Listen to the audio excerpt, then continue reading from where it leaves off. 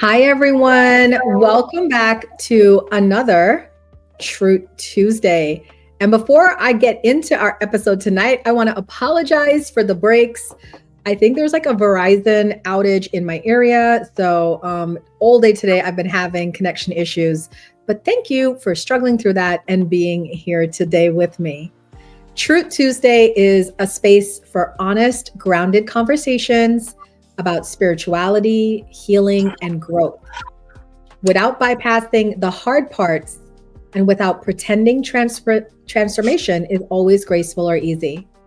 Tonight's conversation continues that intention. And if you stick around after my guest, I have some news to share with you in the spirit of it being Truth Tuesday. Now, for tonight, my guest is Michele Blood. Her life was changed dramatically after a near-fatal car accident, a moment that altered not only her career path, but her identity, beliefs, and inner world. Rather than focusing only on inspiration or outcomes, we're going to explore what happens inside a person when life forces a reckoning, the parts we don't often hear about. Guys, please help me to welcome Michele to our building. Hi, Michele. Hi, Uma. Great to be here. Lovely to have you. Sorry about my little weird opening, but we've been having that connection issue all day today. So where are we having you watch us from, Michele? Oh, I'm in San Diego County in the mountains. Nice. Okay. I love San Diego. I visited there one time and I had a really good time. We're doing the bi-coastal, guys, East Coast and West Coast. So Michele, tell us a little bit about yourself before we get into my questions for you this evening. Who are you? What do you do? And why is this topic so important to you this evening? Well, I love this topic because of the fact that I went through so much trauma. Not just from the car accident that I was in after, long hours in a truck after a gig, because I was a rock singer in Australia. So on television since the age of 5. And so videos on TV, you name it, record labels, huge touring. One stage we toured 7 years nonstop. We were very popular. And then, my life changed after this horrific. Well, actually, I was in a truck accident with all the musical equipment went into me. But because of that life-changing experience, which was horrific, I mean, oh my God, if I tell you everything that happened to my body, I don't want anyone to lose their breakfast, lunch, or dinner. But anyway, because it was really bad. But it's amazing to me that something like that, I still went through so many different things because you change, your consciousness changes. And I went on a journey. I went to 16 different countries looking for an enlightened teacher because I was soul sick and I just wanted to find God. And even though on the outside of the world, it looked like I'd created something that was so popular and I was working with huge names in the industry, Bob Proctor for years, I was still soul sick. I was still searching for what my higher self was.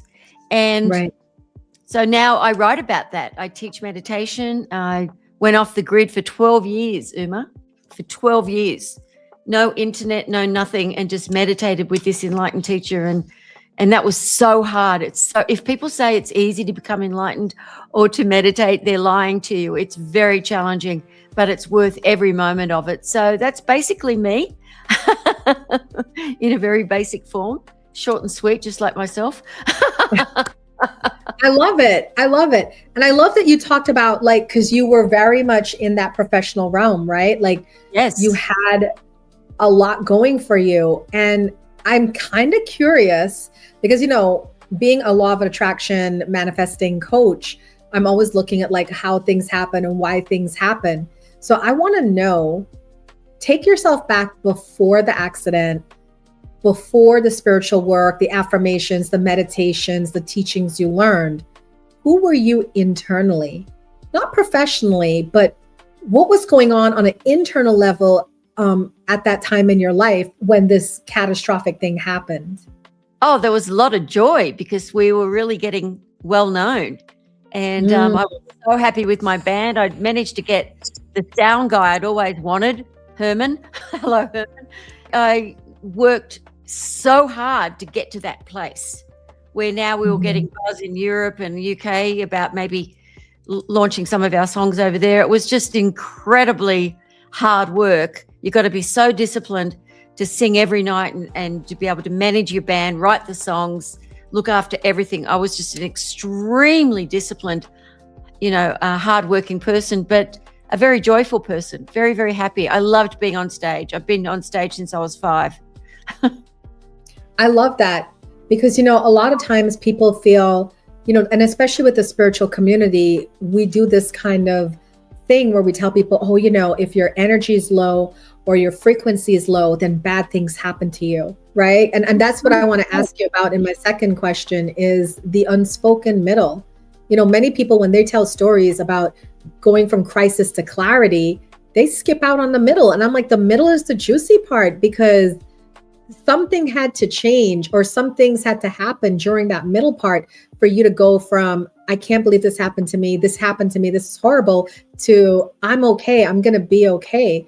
So can I ask you, what was the hardest internal shift you faced personally during your recovery? Maybe the part that wasn't inspiring or spiritual, the part that wasn't, made for TV. It was just the real rawness of it. Oh, I was suicidal. I was depressed. I was in absolute physical agony. One of the operations was 17 and a half hours. I was in the hospital for months and months and months.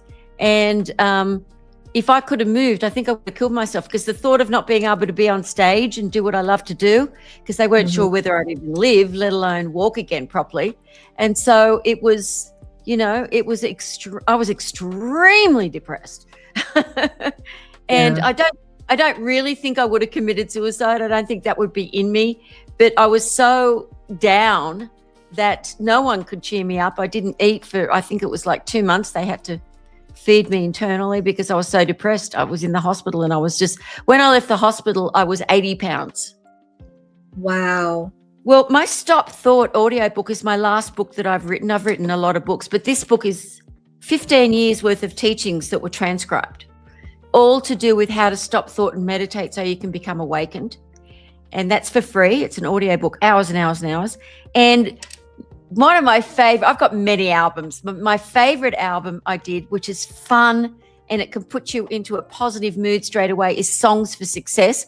And Bob Proctor actually co-wrote 4 of the songs on there. So including the song Success. And even if you just think, oh, they're just simple little affirmation songs, but they're all professionally recorded and they're beautifully done and they're fun. And it can shift your mindset. Just listen to them while you're driving or whatever. People love it. I love that album. And you can have that for free at Michele Blood, Michele Blood. It's not a punk name. It's my daddy's name, Blood, Blood, because people used to think I changed it because I'm in a rock band. I said, no, I wasn't in a punk rock band. MichelleBlood.com/Lotus Lounge. And you can thank beautiful Uma for that. Ooh.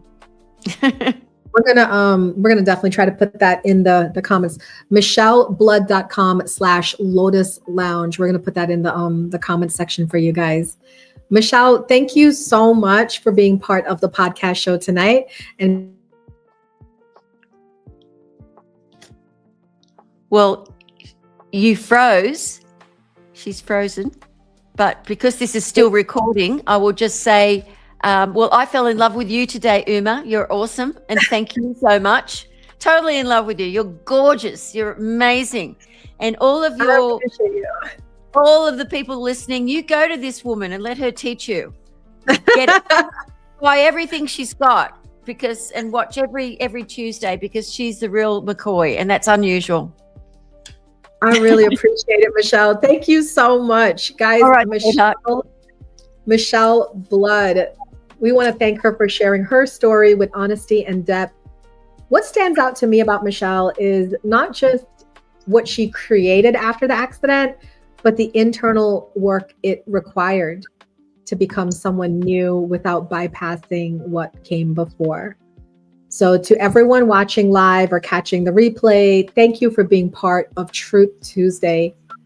This show exists because conscious living requires more than inspiration. It requires honesty, reflection, and responsibility for who we become after life changes us. And I want to leave this with you. This morning at 9:28 a.m., my doctor called me to inform me that my tissue biopsy came back and I tested positive for breast cancer. My initial reaction was, I am shocked because I am too great for this to happen to me. That was my initial reaction. And so I'm going about getting what I need to get taken care of, meeting with doctors, discussing possible treatment forms to come and what's to happen. But I will say this, as a healer, as a spiritual teacher, I'm not afraid, I'm intrigued. I'm intrigued because I want to know what this is about, right? I have so many ideas. And it's exciting to me because no one really knows this whole idea of what life is, what death is, and the beyond. And I just feel like this is an invitation for me to explore and to learn more. And that's what I was saying to Michele, that after I sat with it and I was okay with it, and I was like, okay, well, this is just another thing that we're going to do. And we're going to get through it, right? Because you guys have heard about 2020 when I had my near-death experience. And before that, I had another near-death experience when I was a kid, right? It's always just like so interesting to me, this concept of life and concept of death. So I promise you, to all my listeners, to all my viewers, all my fans, all my followers, I will be absolutely transparent about this journey, about breast cancer, about my treatment options. I'm going to stream it, record it, talk about it, and live it. Because whatever this is, it's the next step. And you can't see anything that happens to you as a step back. You have to always see it as a step forward. So I invite you to join me on my journey, follow me on my socials, tune in to the podcast, and see how my journey takes off. Let's see what this is all about. I invite you to be part of it, and I hope you do join me. Thank you for joining me for Truth Tuesday. I will be back again next week with our favorite co-host, Rachel Carr. And we're going to be interviewing Rachel about the sins of being a joyful person on this planet. Bye for now, guys.